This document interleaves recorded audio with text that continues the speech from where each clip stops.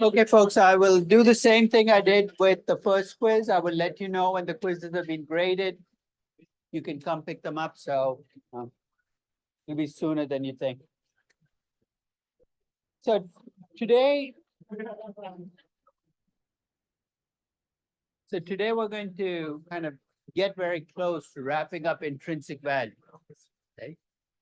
So we're talking about emerging market company valuations, and I talked about the corporate governance issue. If you remember, corporate governance is already baked into your numbers. There's no discount that's needed because your cash flows already reflect bad governance if it exists. There's one final point, and this is not specific just to emerging market companies, but you're probably going to see it more with emerging market companies, which is cross-holdings. Now, we talked about the troubles cross-holdings create, both minority and majority holdings. And you notice that I did not really hit you with big questions on cross-holdings on this quiz. The first question, there might have been a few issues. But cross-holdings are a pain in the neck because getting the information to value cross-holdings is tough to do. Just to give you a sense of how much cross-holdings can create, as a side issue, I took four Indian companies. They're all part of the same family group: Tata Chemicals, Tata Steel, Tata Motors, and Tata Consulting Services. I did a traditional intrinsic valuation, free cash for the firm and the cost of capital, and then I looked at the value of the cross-holdings. Take a look at what percentage, this was about a decade ago, what percentage of the value comes from cross-holdings for Tata Chemicals, Tata Steel, and Tata Motors. And TCS obviously is the outlier. If you're familiar with the Tata companies, can you explain why Tata Consulting Services gets such a small percentage of its value from cross-holdings, whereas Tata Steel, Tata Chemicals, and Tata Motors get such a high percentage? Yeah. I mean, I guess they're probably consolidated as a services firm. But why specific? You know, why? So they're all consolidated, right? So in a sense, they're all having cross holdings. Why is it so much lower at TCS than at the other companies? I mean, they're all part of the same family group. No. Is it because structurally it's better for it to be under all one same? But that argument could apply for all four companies. Why specifically in the case of TCS is it so much smaller? Dor? Would it be because it create like a conflict of interest? Yeah, but any argument you make about one company, I can make about all three, right? So let's step back. How did these companies end up with these cross-holdings? How do cross-holding companies end up with cross-holdings? Partly their history. These companies all used to be privately owned by the family. So 40 years ago, before they became publicly traded companies, they were all 100% owned by the family. So if Tata Steel needed to build a new plant, what did the family do? They took money out of, they owned all these companies anyway. They could take money out of every company that they owned. They would take it out of Tata Motors, put it into Tata Steel, and there'd be an accounting transaction, which then shows up as a cross-holdings in subsequent periods. I think I've given you the clue that you need. So what is it about TCS that makes it less affected by that phenomenon than Tata Motors? Lower capex. And the fact that it's a younger company. It's the youngest of the companies, so it hasn't been around. In fact, it didn't get created till all of the other companies had gone public. So because it got created the last, so when you look at cross-holdings, it's not a conspiracy out to get you. They're not going to try to make life difficult for you, even though they are making life difficult for you. It's a reflection of their history. There's a lot of cross-holding companies are there because of how they got. Yes. Because that too, the value is so high, that's the other phenomenon. It's the most valuable of the companies in the Tata family group. And when you're worth 10 times more than the next other companies, that value of the intrinsic value of the assets is also a higher number. Take money, as you said, you take it from a TCS and. Now they can no longer do that anymore, right? They're all public companies. You can't move money around now that they're public. That was a phenomenon when they were private, they could do. Yeah, so in a sense, you can't do that within publicly traded companies because that'll create all kinds of corporate governance issues. And finally, truncation risk. Truncation risk, again, is a risk not just specific to emerging market companies, but you worry more with emerging market companies that they will not make it. And that truncation risk can come from lots of different places. It can come from natural disasters, that volcano erupting in Iceland, threatening the Blue Lagoon spa.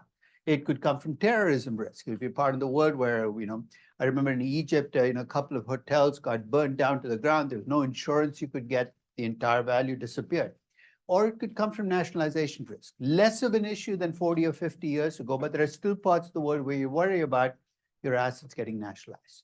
What do they share in common? They're 0-1 phenomenon. If they happen, your value kind of implodes. You've got to bring them in through that probability and the expected value of them occurring.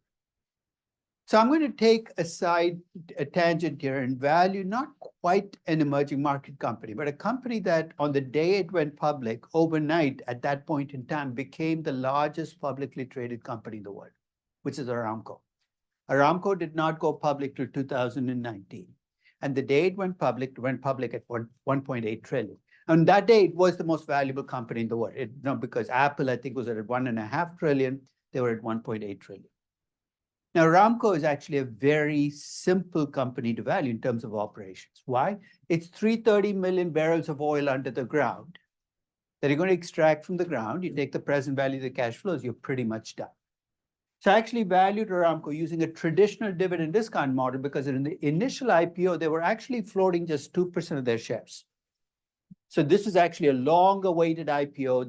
They'd essentially fought it for like 4 or 5 years. Eventually, they decided to go public. And actually, as part of the IPO, they guaranteed a dividend. So initially, I said, let me try a dividend discount model. And the dividend was huge. Basically, they were going to pay out about, the actual dividends, they were going to pay out about 100 billion in dividends. And I wanted to see, how can they pay 100 billion? That sounds like a lot of dividends. So I computed the free cash reduction. And when you're a company that extracts oil at $6 a barrel and sells it at 38, your cash flows more than cover the dividend. So these expected free cash flows equity basically tell me that they can pay the dividends plus have cash left over.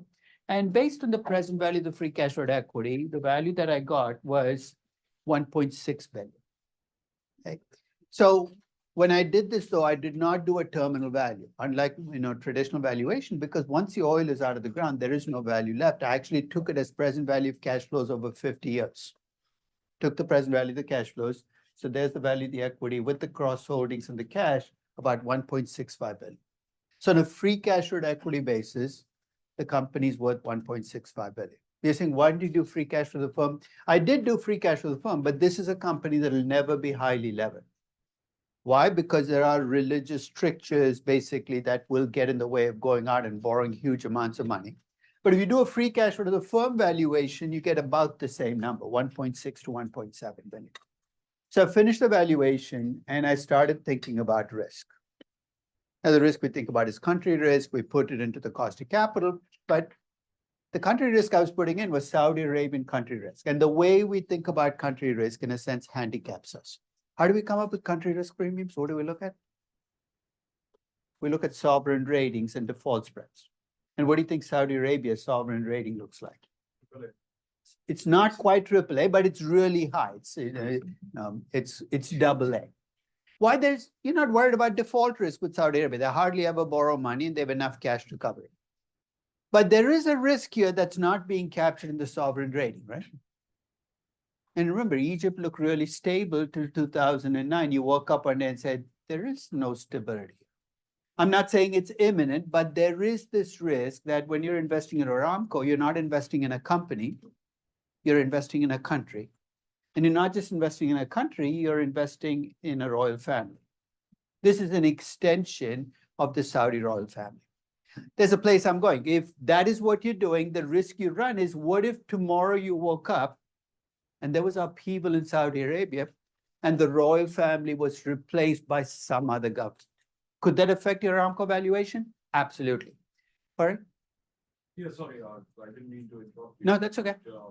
But in the same context, very recently I was offered a Saudi bond, which was double A rated. Did they call it a bond? Because usually in the Middle East, they try to give it a different name, and interest is not called interest, it's called something else. It's but- held out of the Cayman, but it's Oh. a Saudi bond, it's double A rated, and Yeah. it's a pale bond, it had a great coupon, it's heavily discounted, it's a 50-year maturity. Right.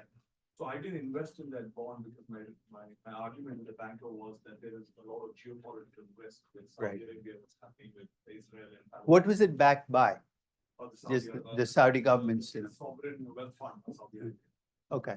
So they were backing it. There's a And, lot of money. and I think that's the worry, right? In fact, I'm basically pointing out that the country risk premiums we use have a fatal flaw, which is by focusing on ratings and default risk, we might be missing this discontinuous political risk, where if something major happens, it blows up your company. So with Aramco, I wanted to bring that in. I'll be quite honest, I'm not a political analyst. I couldn't tell you what the likelihood of changes in Saudi Arabia. So I made up a number, right? 20% chance over the next 50 years that something, and I don't think that's too far off. I think I might be underestimating because it's over 50 years. And I said, if that happens, my value is not going to completely disappear. But remember, if you're an oil company and you're a national oil company, and I buy shares in you, my profits are a function of how much the government claims as royalties on every barrel of oil you take out. You know, if you look at Venezuela, one of the things that altered the value of equity and investments in Venezuela, the Venezuelan government doubled the royalties. And there's nothing you can do. You're taking the oil out there. They say you're going to pay twice what you did. My guess is if you had political change, that's probably what you're going to see, because now this is the government's oil company. It's not the royal family's oil company. The value that I estimate was half what I would have without the change. You also had a complete collapse of the cash flow. You'd have a complete, Well, but the oil, complete, but like, the oil is 20% still in the of ground, the right? oil But was. it's, no matter who the government is, they want to take the oil out of the ground, because without the oil, there is, I mean, this is 95% of the Saudi budget, right? So you, I just meant in the Yeah. case of Venezuela. In the case of- the yeah. royalties going up. Yeah. So- and they had other issues. They did not maintain their oil infrastructure. The oil stopped coming out of the ground. Yes. Here, I think the infrastructure and the oil will come in because you have too much to lose. Without it, there is no Saudi budget. But I think what you and I will get as equity investors will be a far smaller slice. That's what I'm trying to bring in. Again, it's not so much the numbers, but the worry when you invest in a country with significant political risk of how you bring in the valuation. And I'm falling back on the probabilistic approach because you can't bring in discount rates. It's not a going concern risk. It's a discrete risk where if it happens, it has a significant effect on your cash flows. Any questions? Which brings me, yeah, go ahead. Good. You were just saying, it's discrete risk, so doesn't that get diversified away? That's a good question, right? Discrete, this is an expected cash flow effect. I'm not talking about a higher discount rate. In fact, you're making my case, which is the discount rate is not changing, but my expected cash flow is lower, right? That's what we're supposed to be discounting. And I'm saying, because you have these two branches that are so diverse, rather than try to bring your expected cash flows to some value that reflects the risk, look at the two scenarios separately and value them. I mean, I used the same approach when I valued EasyJet. Have you heard of EasyJet, the UK-based discount airline? It makes almost all of its money by flying British people to Greece or to Spain or to some beach in Europe. And I valued in 2019 when something major hovered over it, which was Brexit. Remember, this Brexit thing dragged on for years and years and years. It was a hard Brexit, a soft Brexit. And for an airline, it's a huge issue because it turned out that it was going to be a hard Brexit. EasyJet would not be able to function as an airline because the EU's restrictions on who could. So I actually had to do 3 valuations of EasyJet: hard Brexit, soft Brexit, no Brexit, and end up with this expected value that is very different than the 3 and attach probabilities. And in general, whenever you have these choices where you can get very different values, it might be better to do 2 valuations rather than try to push them all into one expected cash flow and one value. But you're right, it is. That's why it's not going to show up in the discount rates, but it is going to affect your expected cash flows. So let's talk about valuing banks. I'll start with a confession. If you look at every one of my books published before 2008, and you get to the chapter on valuing banks, it starts with a statement that I've never been able to live down. It starts by saying valuing banks is easy. That's how it was. And I'll tell you the basis for that statement. I used to believe that banks were run by sensible people. Used to. And I used to believe that the regulatory overlay created prevented banks from doing crazy things. Call me naive, but that's what I used to believe. You're saying, what does it have to do with anything? If you believe banks are run by sensible people, then you can assume that what they pay out as dividends is a good measure of what they could have. Remember, with financial service companies, the challenge you face is when I ask you the question, what are your cash flows from existing investments? You run into a roadblock. Because think of how we compute cash flows. We start with earnings, and then we subtract out CapEx, we add depreciation, we subtract. Try that for a bank. It's going to be almost impossible to do. So I don't know what the cash flows are.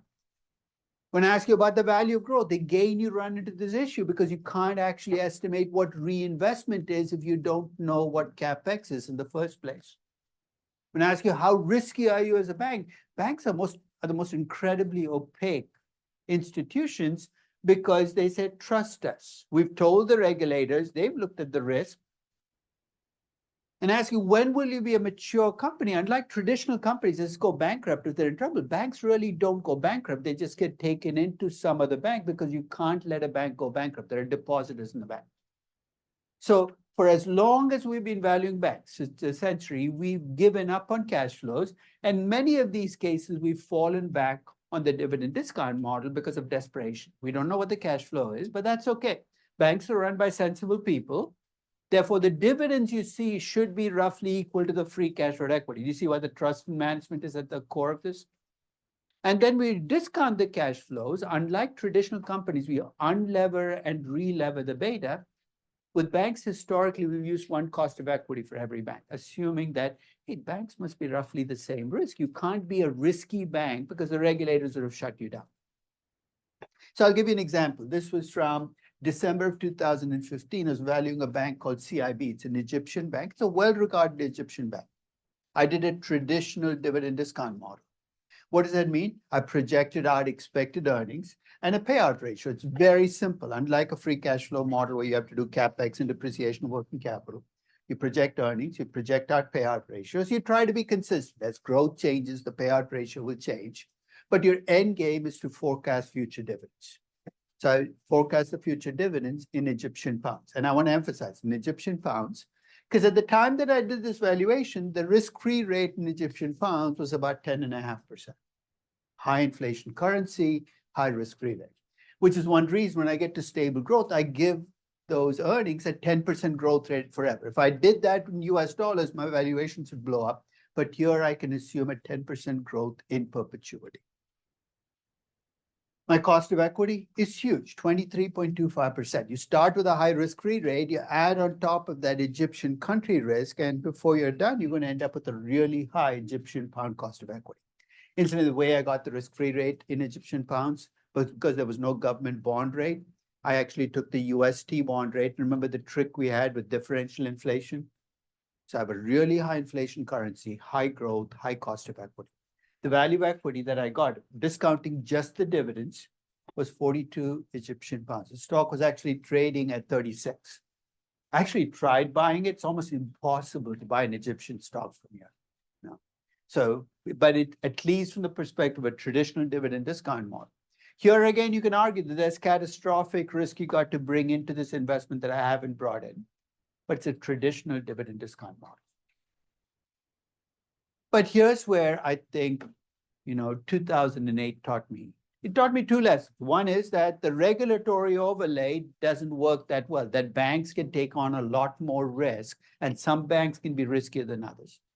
The second thing I learned out from 2008 was that the people who run banks are not always the most sensible people in the world. What does that mean? In 2009, you'd be amazed at how many banks were underwater in terms of regulatory capital, but continued to pay dividends. In any sane universe, they should have stopped. So let's start by stepping back and thinking about what can we do with banks to get away from the dividend discount model. Yeah. Yes. Can you modify the dividend discount model to account for the fact that if the bank is repurchasing shares? You can't, right? What's the lowest value dividend can take? Zero. Yeah. And that's part of the problem with the dividend discount model is it's not designed for the fact that banks sometimes have to raise equity, right? And in fact, if you're a bank and you return more than your earnings, yeah, if you're a shrinking bank, but dividend discount models kind of constrain you between 0 and 100% of earnings. But for a long time, they worked with banks because banks were mostly mature. You didn't have to issue equity. That's why 2008 kind of changed that equation. So with banks, you are buying this opaque entity. You don't know what you're buying. And you got to figure out what do we do when we value these banks to bring in that lack of knowledge. Yeah. So let's start by stepping back. When traditional company, when you think about book value, we've almost never, when we value companies, compared the equity value we get to the book value. Because who cares what the book value of equity is for Apple or Amazon? It's an accounting number. It's a backward-looking number. But with banks, book value actually does matter. Why? Because it becomes the basis for computing regulatory capital numbers. Tier 1, Tier 2, Tier 3. Book value of equity is a component. So if you're a bank and you buy back stock and you drive your book equity down, you're affecting your Tier 1 capital. So one of the things you can bring into the valuation then is to bring in regulatory capital as the driver of whether you can grow as a bank. If you don't have enough regulatory capital, you can't grow. So I'm going to redefine free cash flow equity for a bank as follows. I'm going to start with the net income. First, I'm going to stay entirely equity focused. There's no enterprise value or cost of capital for a bank because debt is raw material. No, it's not a source of capital. I'm going to stay equity focused. I'm going to start with net income. But rather than subtract out net capex and change in working capital, I'm going to subtract out how much you need to reinvest in regulatory capital to grow. So help me out here. I give you the 50 largest banks in the US to get an estimate of how much they have to invest in regulatory capital. What are some of the things you're going to look at? Let me throw one out. High growth versus low growth banks. Will growth affect how much you need to reinvest in regulatory capital? High growth banks will need to invest more because their regulatory capital has to grow. Otherwise, they won't be allowed to continue. So high growth banks should need to reinvest more regulatory capital. And in some cases, more regulatory capital than you have as net income. So you can actually end up, even if you take the top 50 banks in the US, most of them are not high growth. Most of them are mature banks. So what else would you look at to decide whether they need to be investing regulatory capital? What if I gave you the current regulatory capital ratio? Some banks are undercapitalized, some are fully capitalized, some are overcapitalized, right? If you have an undercapitalized bank, you know what's coming down the pike. If this bank is going to stay a bank, it has to raise more regulatory capital to get to a sustainable regulatory capital ratio. What you need to reinvest in regulatory capital becomes the equivalent of net capex and change in working capital.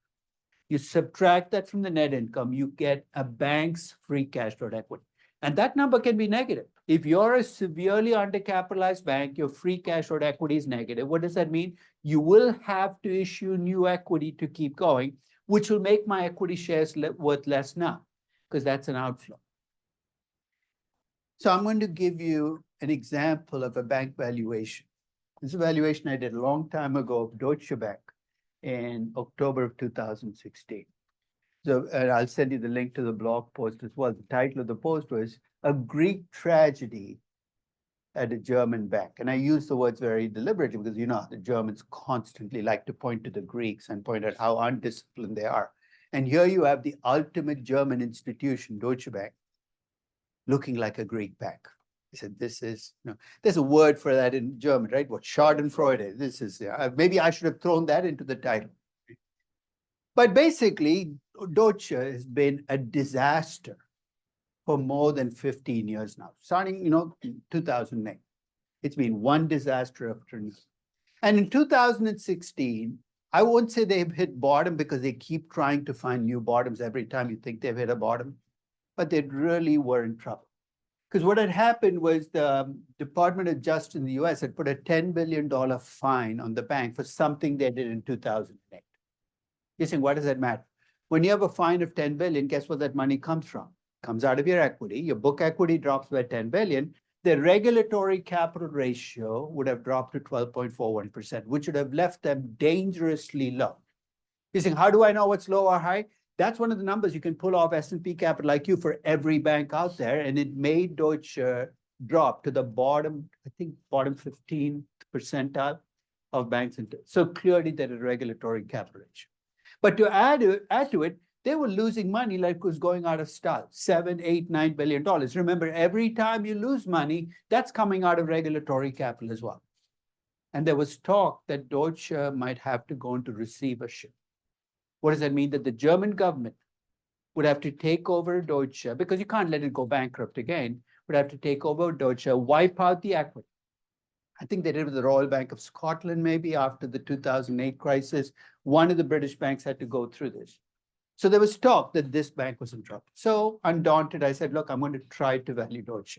I'm going to dig it out of the hole, right?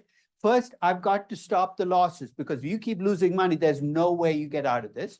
And over time, I assumed that their return on equity, which right now is minus 13%, would converge on 9.44%. That sounds awfully precise. But that return on equity is equal to their cost of equity near 10. So my best case scenario is that they climb out of the hole and make their cost of equity. I'm assuming that banks will still be needed and that Deutsche is a large part of the European banking establishment, that over time their return on equity would converge on their cost of equity. So as the return on equity goes from minus 13.7 to 9.44%, their losses turn to profits. For my reinvestment, I estimated how much their tier one capital, and you can pick whichever one you want. I prefer tier one capital. It's cleaner. It's more based on book equity. And I looked at the change they will have to do to get from their tier one capital ratio now, which is 12.41%, to the 75th percentile. Why did I push them up to the 75th percentile? Because Deutsche has significant investment banking business, riskier businesses, so its tier one capital ratio will actually have to be higher than a typical bank. So what you see as my change in regulatory capital each year becomes my reinvestment. So from my net income, I subtract out that investment in regulatory capital. And there's your negative cash flow. So based on my projections for the next 4 years, I have negative free cash flows equity that amount to more than 20 billion euros. I'm not surprised. You're undercapitalized, you're losing money. So if you ask me how much dividends can Deutsche afford to pay, I'm going to laugh at you. This is not a bank that can afford to pay dividends. They will have to issue equity just to make it. So this is more realistic, because when I'm investing in Deutsche, I have to factor in the dilution that's going to happen. And just as in every other DCF, those negative free cash flows equity take care of the dilution. So I take the present value of the free cash flow equity at the cost of equity. The value per share that I get is about $23. Is there a chance that Deutsche will not make it? Yes. But I think because it's so big, this is really too big to fail. I mean, if you think Lehman going under created all kinds of ripple effects, there'll be a concerted joint effort to keep Deutsche from going under. So I'm drawing on that assumption and saying the chance that Deutsche will be taken and my equity will be wiped out is only 10%. If this had been a smaller bank with these numbers, that number would have been as high as 40 or 50 or 60%. I did this with First Republic Bank right after the Silicon Valley Bank collapse. It was weeks before they actually, and you had actually attached a property of 50 or 60% that the equity would be wiped out, because that was the only way you could get to whatever the value per share was for the bank. So basically, my expected value reflects the likelihood the stock was actually trading at 13.33. I made the mistake of buying the stock. Initially, actually, I made some, significant. Now, they did a rights issue where they raised about 10 billion in year one, which didn't surprise me because that's exactly what I thought they would. I sold half my shares in the rights issue. I wish I'd sold all my shares. And then I said, good, troubles are done. But this being Deutsche, they created some new disaster a year later, and the stock had gone to $7 per share. So this is a stock that if you track over the last 15 years, you could see why, even if you're a large bank, bad things can happen to you. I mean, that did not used to be the case. Pre-2008, you would never have seen this with a bank. But the ambitions of banks have kind of gotten in the way. And finally, not all financial service firms are created alike, right? So now we look at fintech, people ask, well, now how do you value a fintech company? Depends. I mean, you can have banks, you can have insurance companies, you can have payment processing companies, are all under this umbrella of financial service companies. So it's basically going to be driven by what kind of business model you have. You know, last week I was looking at PayPal, which is starting to look really interesting as a company because it's now being priced as if it is a super slow growth bank. Okay? How does PayPal make money? It's a payment processing company, right? How do payment processing companies make money? You look at the transactions that go through your platform, and you keep a slice of it. It's how MasterCard made money, Visa, American Express. Yeah. Yeah, I was gonna ask, why wouldn't it be valued more like? And that's a good question. It's a huge discount on MasterCard and Visa right now in terms of, so the question is, why is the market so down on PayPal? You can give the facile answers. Venmo and other services are competing for it. But even if you set that all aside, PayPal still is a big segment. So it's ancient by those payment processing company standards. It is a big segment of the market, but the market seems to be very down on them. So if you're interested in a financial service company, PayPal would be an interesting company to try a hand and say, how do they make money? In fact, a couple of years ago, a company called Paytm, which is an Indian payment processing company. I've never lived down this valuation ever. Now, when it went public, I tried to value it. Paytm's biggest claim to fame was how many people were on their platform. It had 330 million people on its platform. One of the advantages of being an Indian or a Chinese company is you start out with hundreds of millions rather than tens of millions. So I was impressed by the number of people on the platform. They had a bunch of venture capitalists, most of whom, and this should have been a clue to me to be careful, were big Chinese tech companies and Chinese VC investors. So the time that it went public, I tried to value it. And clearly the biggest thing they have going for them is huge potential growth. You're in the second biggest market in the world in terms of population, and the population is growing, people using payment processing growing. So I gave them a pretty hefty growth rate. That was easy. But remember, payment processing companies don't make money on transactions. They make money on the it's called the take rate, the percent of the transaction they keep. Every time you use a credit card, remember if you use a Visa or MasterCard, 2.5% of whatever you pay the merchant goes to MasterCard. In fact, recently there was I think there's been a Department of Justice effort to kind of cap it. It's American Express, it's closer to 3.5% to 4%, which is one reason a lot of merchants don't like American Express. So the take rate is a key factor. So I was looking at Paytm's take rate, and it's abysmal. It's about 0.4. In fact, when I looked at them, it's 0.79%. This entire valuation was built on the premise that they'd be able to improve the take rate, not to levels that you see in the US, but to levels that you see at Alipay or some of the Asian payment processors. And looking back, that was my fatal mistake because that never happened. That take rate, which is 0.79%, which is something you can't sustain, has actually dropped to 0.5% for two reasons. One is that these guys, the people who run this company, seem to think that success is just adding more users. I made the mistake of putting the Paytm app on my phone, even though I can't use it, just wanted to see what happened. And I started getting 20 ads every day on free things I could get. I said, okay, I now see why they have so many users. You just keep giving away stuff for free. The second problem is in India, there is it UPI, the Indian system, which is free. It's a government-owned payment. It's an incredibly efficient system. So if you're a private payment processor, you're competing against this general payment processing system, which is free for people to pass money. So you go to India, you walk up to a street stand and you order some food. They will now accept this. So it directly transfers from your bank account to them. Yeah. And because the cost is zero, it's very difficult for payment processors competing against it. Two forces are underestimated. And on top of that, there's been some accounting scandals. So basically, Paytm is now going towards zero. But you can see why if the take rates don't take off with these payment processing companies, you can have huge transactions happen, on your platform. And that's something you see now with the competitors to PayPal. They have, they're offering perhaps better take rates for merchants than PayPal is.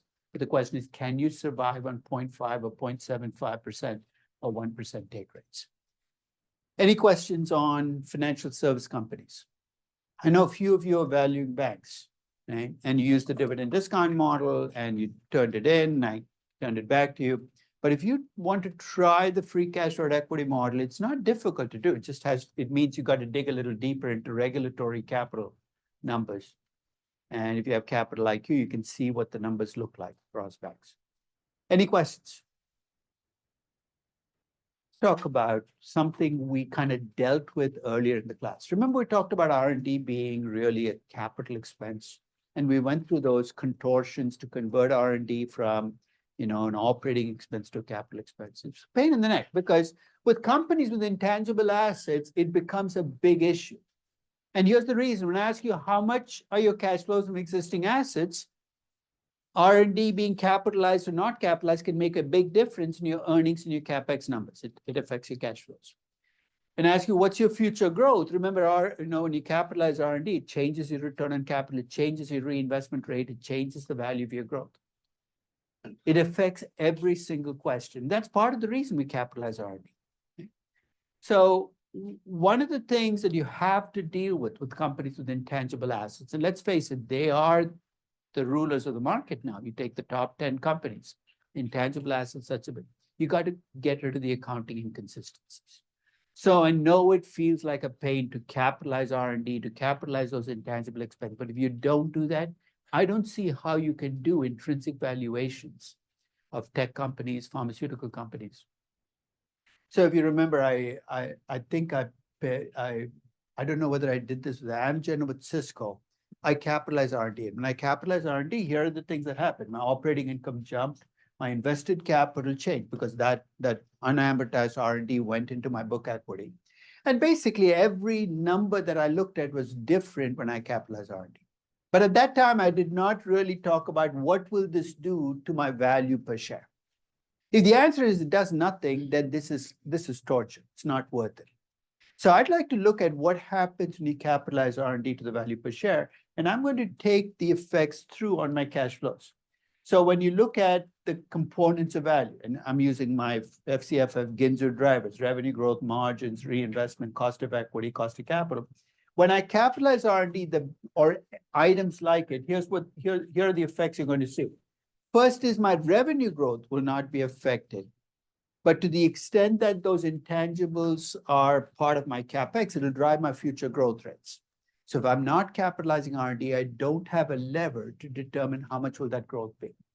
And if I capitalize R&D, of course, there's a margin effect. Most cases, your margins will improve when you capitalize R&D, but your reinvestment will also go up. So in other words, revenue growth, margins, and reinvestment rates all become very different when you capitalize R&D. So if you look at the spreadsheet, when you say yes, you can try this actually in the spreadsheet you have. Just take the yes you put on R&D, change it to no. You'll see all your numbers change and go with traditional accounting, and you can see the effect on that. So when you capitalize R&D, the real effects are not on the discount rate. They're really on your earnings and cash flows and what you think about the company. So as you look at companies with intangible assets, take that yes and take the R&D capitalization, turn it yes to no, see what happens to your value per share. For some companies, the value will go up. And here's why. When you capitalize R&D, what you're doing is you're holding up investments in R&D to the same standards you hold up investments in plant and equipment machinery. And how do we decide whether those investments are value creating or value destroying? We look at the return on capital on those investments compared to the cost of capital. When you capitalize R&D, that's exactly what you're doing. You're bringing them into your CapEx and you're saying, am I making enough returns on my R&D to cover my cost of capital? The answer is no. Spending more money on R&D will actually make you less valuable. In fact, I value two companies in this R&D analysis. One was, Amgen, the other was Merck. It was almost a decade ago. When I capitalized R&D at Amgen, the value per share jumped by about 60%. Because in the period that I looked, Amgen had been very successful at converting R&D into commercial products and growth and profits. When I converted R&D to capital expense at Merck, it lowered my value by 25%. Because in the decade that I looked at them, Merck spent billions of dollars in R&D and nothing to show for it in earnings. So when you think about intangible assets, bring them to the same standards you have with traditional assets and ask the same kind of question. Which brings me to cyclical and commodity companies. Take an oil company, right? Let's ask the questions. And ask you, what are your cash flows from existing assets? You give me an answer. That answer is going to be very much a function of what oil prices were. If oil prices are $100 a barrel, everything's going to look great. You made a ton of money, your growth is valuable, you're not risky as a company. So everything looks good for an oil company and oil prices are high. 6 months later, I visit you. Oil prices have gone from $100 to $35 a barrel, which has happened in the last decade where oil prices drop off. Same company, every single question, the answer is completely different. So when I ask you, what are your cash flows from existing assets? You're saying they're negative. I can't even cover my costs. What's the value of growth? At $35 a barrel, there's no point growing. You're destroying value. How risky are you? If you have a lot of debt, you've gone from being this nice, safe company to a company on the verge of disaster. At the risk of stating the obvious, when you value oil companies and cyclical companies, you might have a story for the company, but that story can be drowned by your macro assumptions. So here's what you're going to be tempted to do when you value an oil company. You're going to be tempted to forecast oil prices. When you value a cyclical company, you're going to try to forecast when the next recession will be. And my advice to you is don't. And think of why. Let's say you decide to value Royal Dutch. And you decide that oil prices are going to drop by 50% over the next 5 years. You have a point of view on oil prices that's very different from the rest of the market. There's no point you valuing the company. What are you going to find? Royal Dutch looks awful. I'm not going to buy it. The value is too low. But you know where that view is coming from? It's coming from your view on oil prices dropping by 50% over the next decade.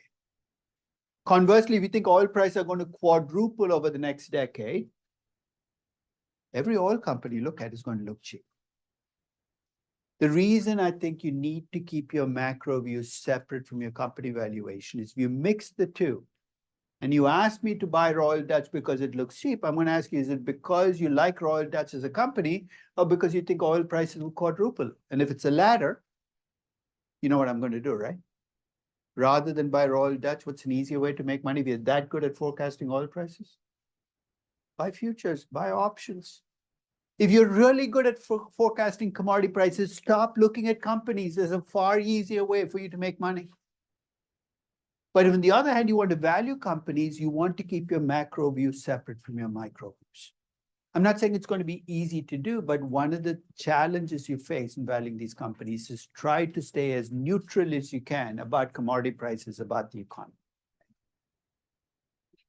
And the tool that I find most useful with oil companies and cyclical companies to deal with the uncertainty, the macro uncertainty, is our Monte Carlo simulations. I've kind of might have mentioned it in previous classes, but what do Monte Carlo simulations allow you to do? They allow you to take the variable on which you have the most uncertainty, use an expected value, but then give me a distribution on that value.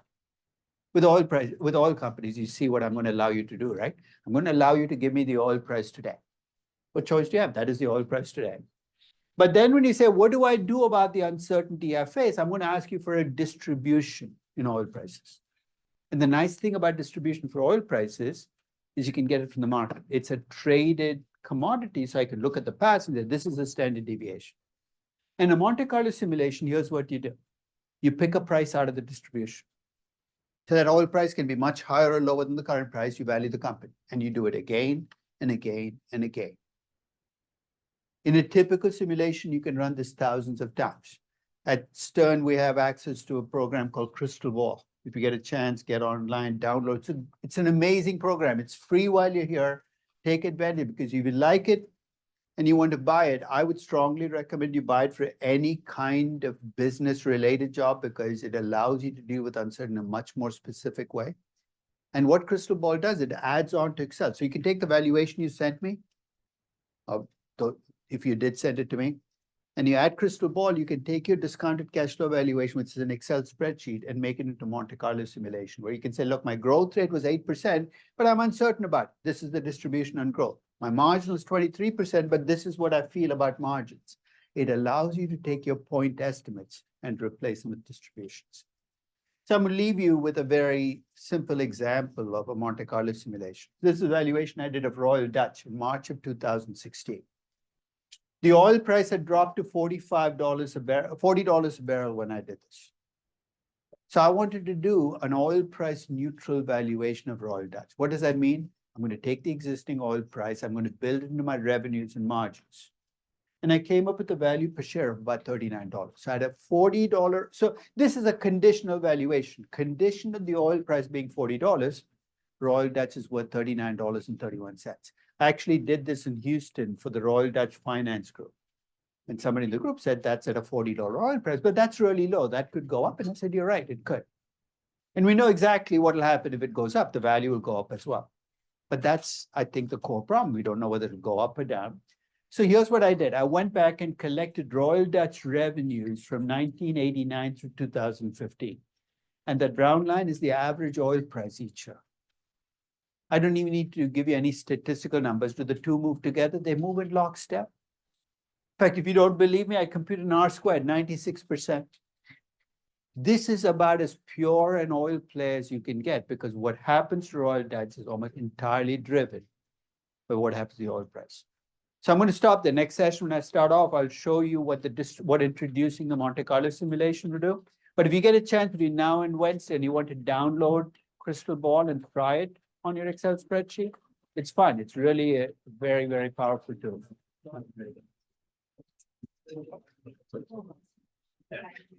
Yeah.